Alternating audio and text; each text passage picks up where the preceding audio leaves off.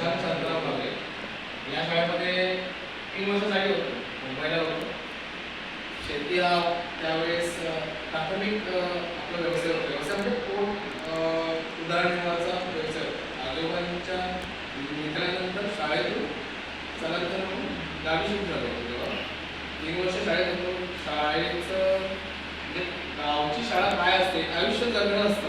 माणसं पैसा किंवा आपण आता बघतो की आपल्याला शांतता नाही, जीवाला शांतता नाही. प्रत्येक जण पैशासाठी बघतो. मी सगळ्यांचा एक आभार मानतो की सकाळी आपण जेव्हापासून भेटतो तेव्हापासून काही प्रत्येकाचे खूप अर्जंट कामं असतात, प्रत्येकाचा वेळ थोडा बहुमूल्य असतं, तरी पण कोणी स्वतःच्या हातामध्ये मोबाईल ठेवलेला नाही.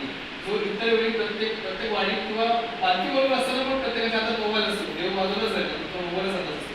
तरी पण एवढा बहुमूल्य वेळ तुम्ही बाजूला सोडून शाळेसाठी तेवढा वेळ देत आहात आणि शाळेबद्दल एवढा आपण विचार करतो.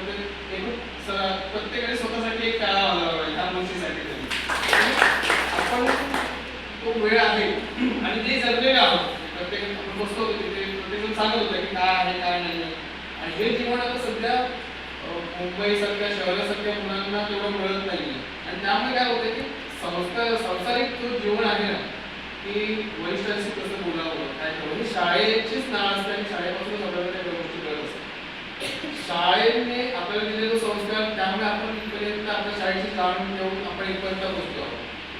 तर ह्या शाळेला आता सध्या आपली गरज आहे का, तर या पुढील पिढीसाठी जे काही लागणारी सामग्री म्हणजे आता वैज्ञानिक आणि आधुनिक दृष्टीने ज्या काही गोष्टी घडत आहेत इतर भारतीय समाजामध्ये, तर आपल्या मुलांना ते वाटू नये. आपल्या गावातील किंवा आपल्या शाळेतील मुलांना असं वाटतं नाही की आपण पुढे ते कमी पडतोय, तरी अरे त्याच्या पालकांना मुलांना नाही कमी आणि पालकांना जास्त ही भीती असते की अरे माझा मुलगा कुठेतरी कमी पडतो या गोष्टीला.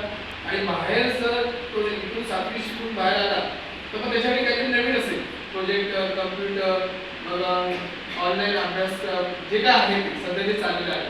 तर त्यासाठी त्या मुलांसाठी आपल्याला काय देता येईल, त्या मुलांसाठी आपल्याला काय करता येईल.